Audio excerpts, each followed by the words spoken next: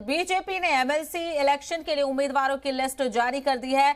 UP में BJP ने जारी की 30 एमएलसी उम्मीदवारों की लिस्ट। तो कौन कौन इस लिस्ट में शामिल है, उनके नाम भी आपको बता देते हैं। मुरादाबाद बिजनौर से सत्यपाल सैनी, रामपुर बरेली से कुंवर महाराज सिंह, बदायूं से वागीश पाठक, शाहजहांपुर से डॉक्टर सुधीर गुप्ता और हरदोई से अशोक अग्रवाल को टिकट दिया गया। तो ये कुछ बड़े नाम हम आपको बता रहे हैं। हालांकि 30 उम्मीदवारों के जो फहरिस्त है वो भारतीय जनता पार्टी ने जारी कर दी है। तो उत्तर प्रदेश में असेंबली इंतखाबात के बाद एमएलसी इलेक्शंस को लेकर भी कवायद तेज हो गई है।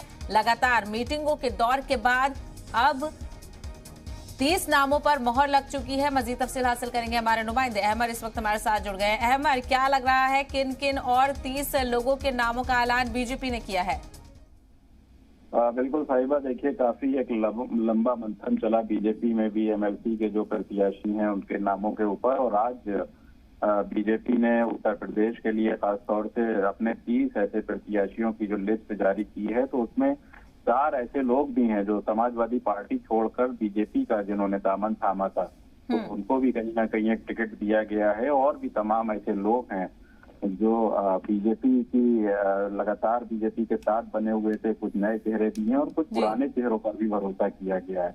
तो लगातार ऐसे 30 लोगों को उम्मीदवार बनाया गया है। और जिस तरीके से समाजवादी पार्टी ने इससे पहले अपने एमएलसी प्रत्याशियों की जो लिस्ट थी वो जारी की थी, और अब बीजेपी का एक लंबा इंतजार के बाद आज जिस तरीके से 30 प्रत्याशी आए हैं, तो ये माना जा रहा है कि समाजवादी पार्टी और बीजेपी के बीच जो एक मुकाबला होगा वो जरूर एक देखने को मिलेगा। और बहुत कुछ हद तक ऐसे भी उम्मीदवार माने जा रहे हैं जो बीजेपी से काफी वक्त से जुड़े हुए थे और बीजेपी ने उन पर एक भरोसा किया है। क्योंकि जो उत्तर प्रदेश की सियासत है साहिबा, वो कहीं ना कहीं जातीय समीकरण पर भी एक डिपेंड होती है, और उसको भी तमाम पार्टियां, सियासी पार्टियां जो हैं साधने की कोशिश करती हैं। तो बीजेपी ने भी एक जो अपने उम्मीदवार उतारे हैं, तो अपने अपने हलकों से, अपने अपने क्षेत्रों से वो एक मजबूत कैंडिडेट हैं और बीजेपी पार्टी को आगे ले जाने की दमखम रखते हैं। क्योंकि अब 2024 का लोकसभा चुनाव भी है और चुनाव के मद्देनजर